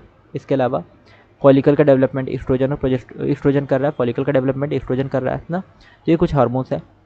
नेक्स्ट हम लोग देखते हैं, तो इसमें मेंस्ट्रुअल साइकिल जो होती है ना, इसमें फेजेस इसके देख रहे थे मेंस्ट्रुअल साइकिल में। फीमेल में ये साइकिल होगी। ठीक है, इसी तरह की एक साइकिल जो होती है मेंस्ट्रुअल साइकिल से मिलती जुलती जो काउज होती हैं। ठीक है, मैमल्स वगैरह जैसे काउज हो गए, ठीक, या काउज हो गए, और ले सकते हैं हम लोग राइट्स हो गया। ठीक है, तो उसमें हमें देखने को मिलता है ईस्ट्रस साइकिल। ठीक है, तो जो जानवर जितने भी होते हैं, एनिमल्स होते हैं, तो एनिमल में हमें ईस्ट्रस साइकिल भी देखने को मिलती है। ठीक है, इसी से मिलती जुलती है मेंस्ट्रुअल साइकिल से। यहाँ पे हम लोग ह्यूमन में इसको मेंस्ट्रुअल साइकिल बोलते हैं। और मेंस्ट्रुअल फेज जब हम लोग बात कर रहे हैं तो यहाँ पे एंडोमेट्रियम लाइनिंग का ब्रेकडाउन होता है, टूटती है 3 से 5 दिन में। ठीक है, इसके बाद फॉलिकुलर फेज बनेगा, प्राइमरी फॉलिकल जो है इससे ग्राफियन फॉलिकल बनेंगे, एंडोमेट्रियम फिर बनेगी, एलएच सर्ज होगा। ठीक है, एलएच सर्ज, ये सारी चीज़ें भी आपको बताई। ठीक है, और ग्राफियन फॉलिकल रप्चर होगी, ओव्यूलेशन होगा। ये सारी चीज़ें अभी आपको बताई हैं। तो फॉलिकुलर फेज में क्या होता है, प्राइमरी फॉलिकल से Graafian follicle, primary secondary tertiary इस तरह से फॉलिकल डेवलप होते हैं, ग्राफियन फॉलिकल बनता है, उसमें रप्चर होता है और रप्चर की वजह से तो ग्राफियन फॉलिकल फटता है। क्यों? LH हार्मोन की वजह से LH सर्ज होता है, जिसकी वजह से LH हार्मोन बहुत बढ़ जाता है, तो ग्राफियन फॉलिकल फट जाता है, फिर उसमें से सेकेंडरी oocyte रिलीज होता है। ठीक है, तो इससे सेकेंडरी oocyte बाहर आता है ग्राफियन फॉलिकल से। फिर आता है ल्यूटियल फेज। ल्यूटियल फेज में कॉर्पस ल्यूटियम बनता है और कॉर्पस ल्यूटियम अगर प्रेगनेंसी हुई है तो प्रोजेस्टेरॉन का सिक्रीशन करता है और एंडोमेट्रियम को थिक कर देता है। ठीक है, इसके बाद मीनोपॉज। मीनोपॉज जो होता है मेंस्ट्रुअल साइकिल का सीज जब हो जाती है, सीजेशन है मेंस्ट्रुअल साइकिल का। ठीक है, यानी मेंस्ट्रुअल साइकिल जब सीज बंद हो जाती है 50 ईयर्स के अराउंड, तो ये होता है मीनोपॉज। मीनोपॉज हो जाता है। तो ये स्टेजेस अलग अलग थी, मेंस्ट्रुअल फेज, फॉलिकुलर फेज और ल्यूटियल फेज। ठीक है, मीनोपॉज। इसके बाद हम लोग ये मेंस्ट्रुअल साइकिल की अलग अलग स्टेजेस हमने देखी ना, और इसके बाद हम लोग पढ़ने वाले हैं फर्टिलाइजेशन और इम्प्लांटेशन के बारे में, कि फर्टिलाइजेशन और इम्प्लांटेशन किस तरह से होता है। ठीक, और इतनी चीज़ें अगर आप लोग क्लियर हुई होंगी तो क्लियर कमेंट में यह जरूर लिखें कि आपको इतनी चीज़ें क्लियर हुई हैं ना। ठीक है, इसके बाद हम लोग देख लेते हैं फर्टिलाइजेशन जो है ये किस तरह से प्रोसेस हो रहा है।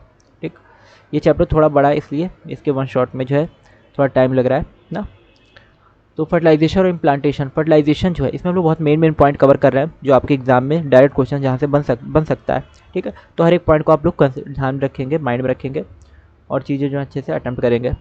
तो फर्टिलाइजेशन कहाँ पे होता है? एम्पुलरी रीजन में, यानी एम्पुला एस्थमस के जंक्शन पे फर्टिलाइजेशन होगा। फेलोपियन ट्यूब में ये फर्टिलाइजेशन होता है। कभी कभी क्वेश्चन जनरल भी पूछ देता है कि कहाँ पे फर्टिलाइजेशन होता है, 4 ऑप्शन देगा तो उसमें से फेलोपियन ट्यूब सही होगा। स्पर्म्स जो है वो कॉन्टैक्ट में आते हैं जोना पेलुसिडा के। ठीक है, और ये जो होता है जब स्पर्म जोना पेलुसिडा के कांटेक्ट में आएगा, ठीक है, तो ओवम में कुछ चेंजेस होंगे ना, ओवम की मेम्ब्रेन में कुछ चेंजेस होते हैं।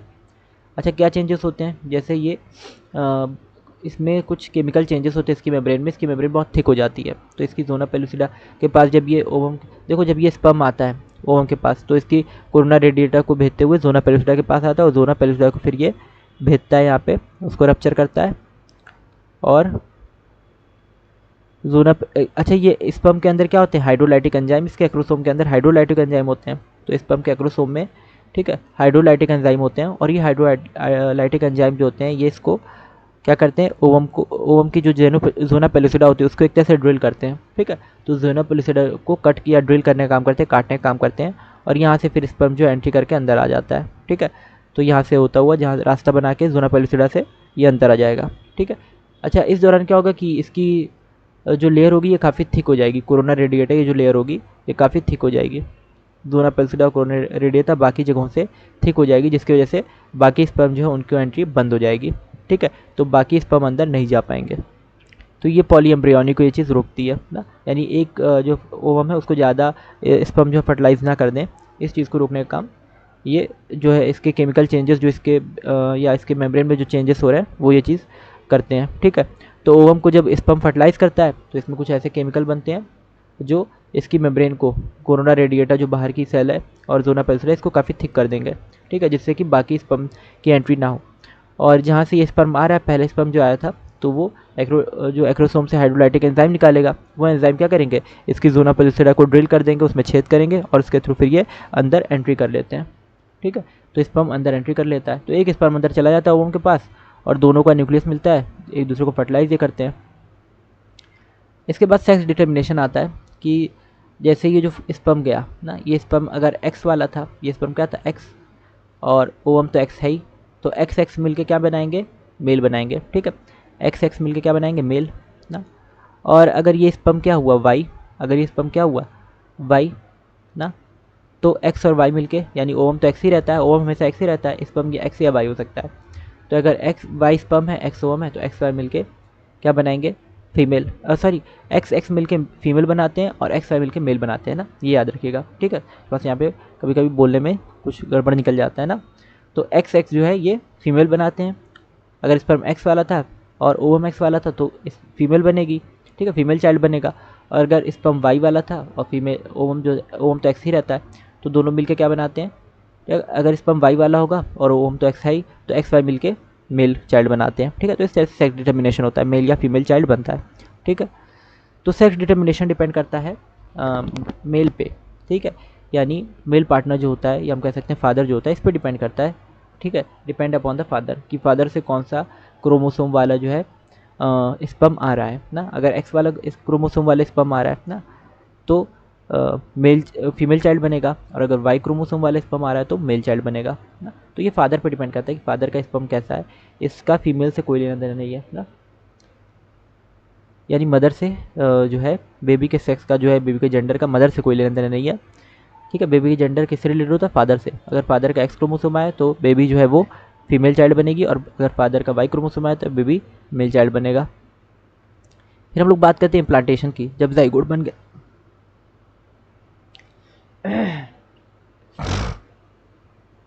यानी जब मेल और फीमेल में फर्टिलाइजेशन हो गया, जाइगोट बन गया, ठीक है, तो क्या होगा, ब्लास्टोसिस्ट का फॉर्मेशन होता है, ठीक है। तो जब जाइगोट बन जाता है तो ब्लास्टोसिस्ट का फॉर्मेशन होता है यहाँ पे। ये मतलब एक मिनट बस, थोड़ा गलत सूख जाता है बोलते बोलते।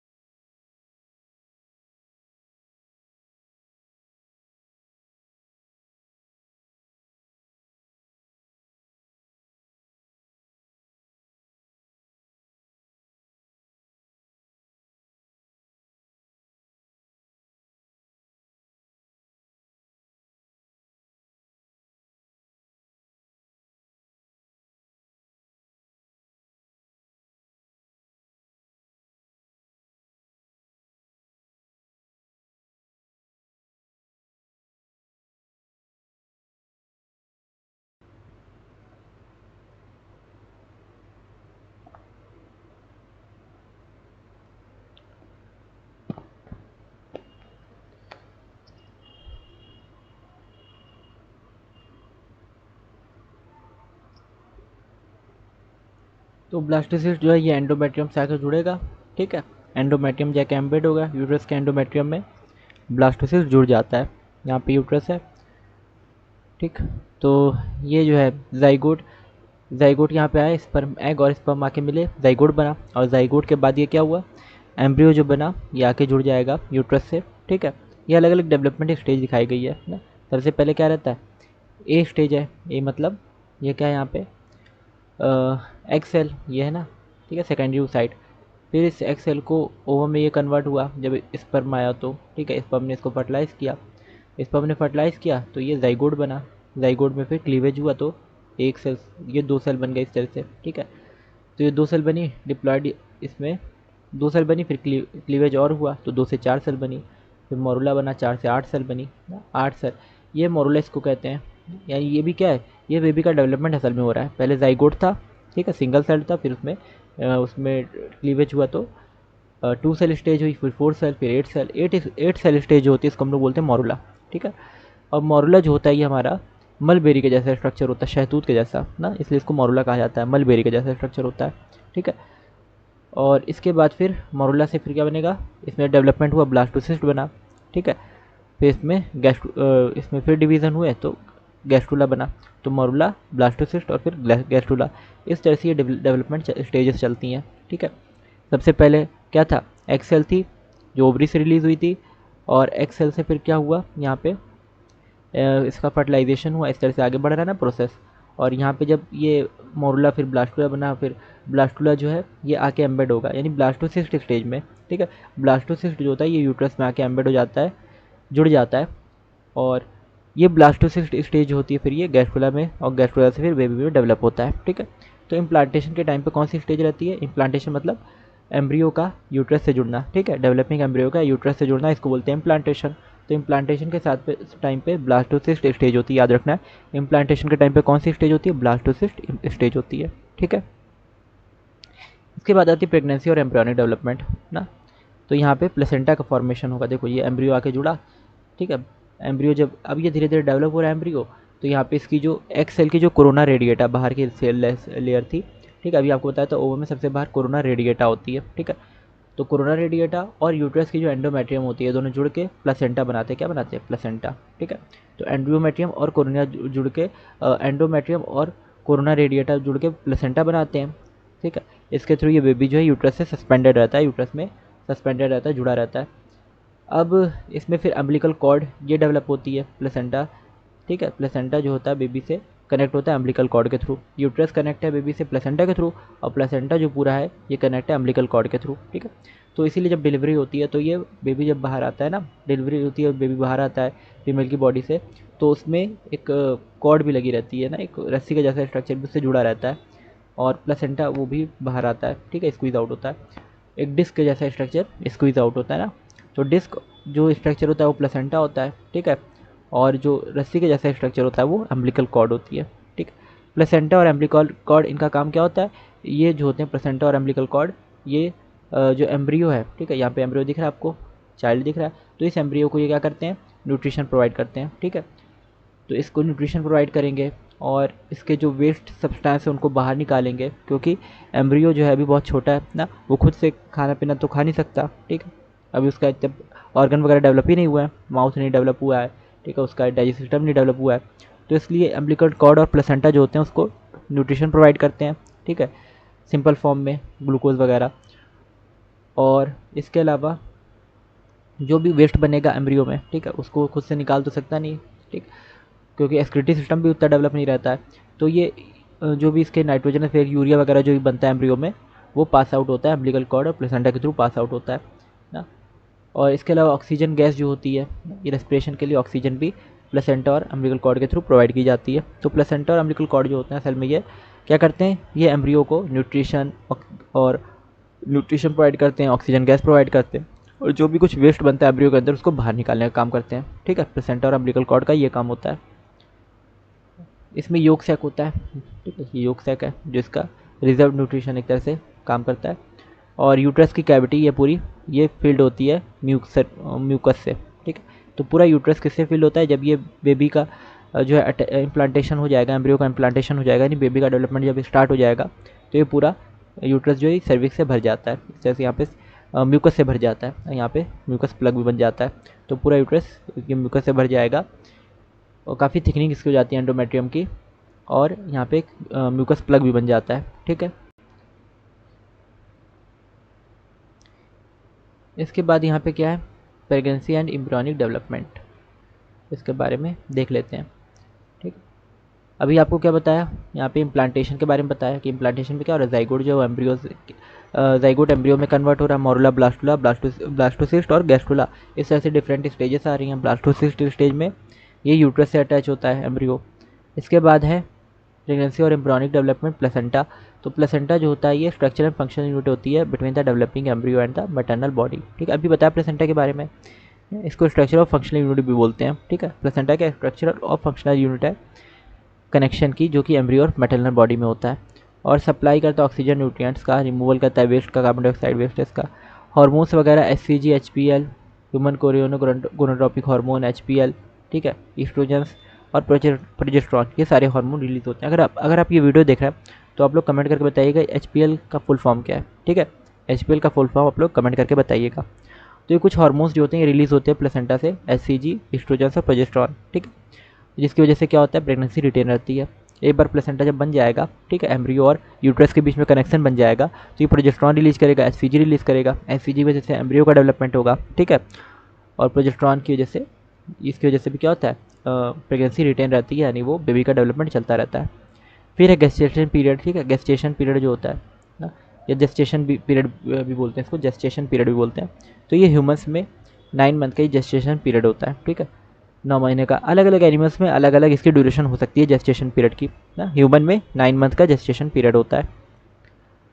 यानी 9 महीने में इसका डेवलपमेंट, जो बेबी डेवलप हो रहा है फीमेल के अंदर, तो फर्टिलाइजेशन के बाद 9 महीने में उसका कम्प्लीटली डेवलपमेंट होता है। कभी कभी सर्जरी वगैरह से 8 महीने में ही, या 8 साढ़े 8 महीने में, ठीक है, जो है डिलीवरी कर ली जाती है, या अगर पूरी कंप्लीट डिलीवरी होती है तो 9 महीने में भी हो सकती है। फिर हम लोग बात करते हैं पार्चुरेशन या लैक्टेशन की। तो पार्चुरेशन क्या होता है, तो डिलीवरी जो होती है ना, जब कम्प्लीटली डेवलप हो जाएगा जब चाइल्ड, तो उसकी जो डिलीवरी होती है उसी को हम लोग कहते हैं पार्चुरेशन। ठीक है, तो पार्चुरेशन क्या होता है, जो नेचुरल डिलीवरी होती है, ठीक है, पीटस की, तो ना पीटस की जो डिलीवरी होती है, यानी चाइल्ड जब कम्प्लीटली डेवलप हो जाता है तो उसकी जो डिलीवरी होती है उसको क्या बोलते हैं, पार्चुरेशन। और इसमें जो होता है, एक हार्मोन निकलता है ऑक्सीटोसिन, जो डिलीवरी का प्रोसेस कराता है। यानी बताते हैं ना, एंडोमेट्रियम में कॉन्ट्रैक्शन होता है तभी डिलीवरी होती है। जो मायोमेट्रियम होती है, मायोमेट्रियम में कॉन्ट्रैक्शन होता है तभी डिलीवरी होती है। तो मायोमेट्रियम में कॉन्ट्रैक्शन कौन कराता है, ऑक्सीटोसिन। ठीक है, तो ऑक्सीटोसिन जो होता है ये मायोमेट्रियम में कॉन्ट्रैक्शन कराता है, जिसकी वजह से डिलीवरी होती है ना। और ये एक न्यूरो एंडोक्राइन मैकेनिज्म होता है। ठीक है, तो पार्चुरेशन में, क्योंकि जब बहुत ज़्यादा प्रेशर, बेबी जब फुली डेवलप हो जाएगा तो यूट्रस पे बहुत ज़्यादा प्रेशर पड़ेगा, तो यूट्रस पे जब ज़्यादा प्रेशर पड़ेगा तो वो एक तरह से ब्रेन को सिग्नल देता है कि ऑक्सीटोसिन रिलीज़ करना है। ऑक्सीटोसिन हार्मोन पोस्टीरियर पिट्यूटरी से रिलीज़ होता है। ठीक है, एंटीरियर पिट्यूटरी और पोस्टीरियर 2 पार्ट होते हैं। तो पोस्टीरियर से ऑक्सीटोसिन रिलीज़ होता है, जो यूट्रस को कॉन्ट्रैक्ट कराता है, और क्या होता है कि जो बेबी है वो स्क्वीज आउट होता है, बाहर आ जाता है। तो इस तरह से डिलीवरी होती है। इसके बाद ये हम लोग देख रहे हैं मेमोरी ग्लैंड का सेक्शन। ठीक है, क्योंकि डिलीवरी के बाद एक और चीज़ क्या होगी कि जो ऑक्सीटोसिन होता है वो मेमोरी ग्लैंड पे भी एक्ट करेगा, और वहाँ से मिल्क को जो है रिलीज़ कराता है। क्योंकि बेबी जब डिलीवरी हो जाएगी, बेबी बाहर आ जाएगा बॉडी के फीमेल से, तो उसको न्यूट्रिशन के लिए मिल्क चाहिए होगा। ठीक है, तो फीमेल का या मदर का मिल्क चाहिए होगा उसको न्यूट्रिशन के लिए। तो मदर के मिल्क को रिलीज़ कराने का काम भी ऑक्सीटोसिन ही करता है। ठीक है, तो डिलीवरी का काम और मदर के मिल्क को रिलीज़ कराने का काम ऑक्सीटोसिन करता है। हालांकि मदर का मिल्क बनता कैसे, प्रोलैक्टिन हार्मोन जो होते हैं ये मिल्क का प्रोडक्शन कराते हैं। ठीक है, तो प्रोलैक्टिन हार्मोन जो होते हैं मिल्क का प्रोडक्शन कराते हैं, और मिल्क का रिलीज़ जो है ये ऑक्सीटोसिन कराता है। ये पूरा एक मेमोरी ग्लैंड का क्रॉस सेक्शन दिया हुआ है। ठीक है, ये बहुत इंपॉर्टेंट है, इसमें से भी काफ़ी लेबलिंग वगैरह एग्जाम में आ सकती है। तो ये पूरा मेमोरी ग्लैंड होती है इस तरह से। इसी वजह से तो मैमल्स बोलते हैं। ठीक है, इसी की वजह से ह्यूमंस को क्या बोलते हैं, मैमल्स की कैटेगरी में ह्यूमन आते हैं। ह्यूमन हो गए, काऊ हो गए, ये सब मैमल की कैटेगरी में आते हैं, क्योंकि इनमें मेमोरी ग्लैंड होती है जो मिल्क प्रोवाइड करती है फीटस को या चाइल्ड को।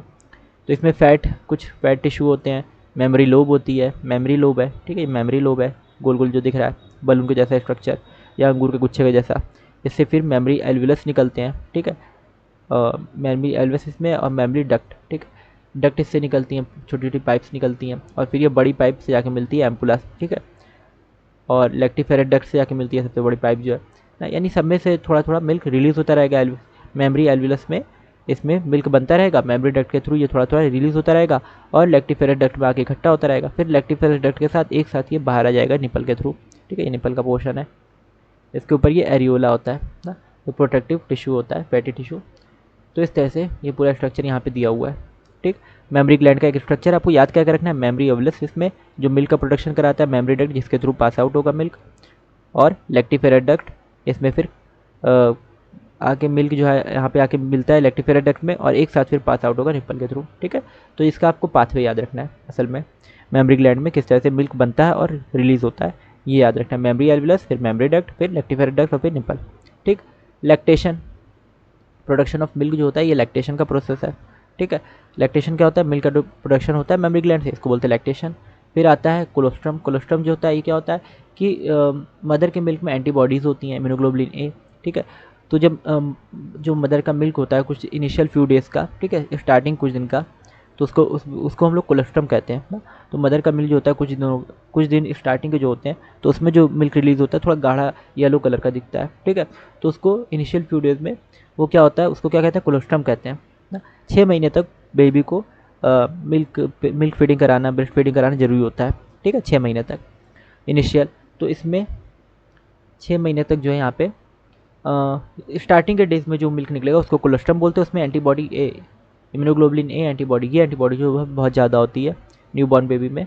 ठीक है, तो इससे क्या होता है कि उसको एक रेसिस्टेंस मिलता है डिसीज़ से। ठीक, तो डिसीज़ से बचा रहता है, इम्यूनिटी उसको एक तरह से मिलती है।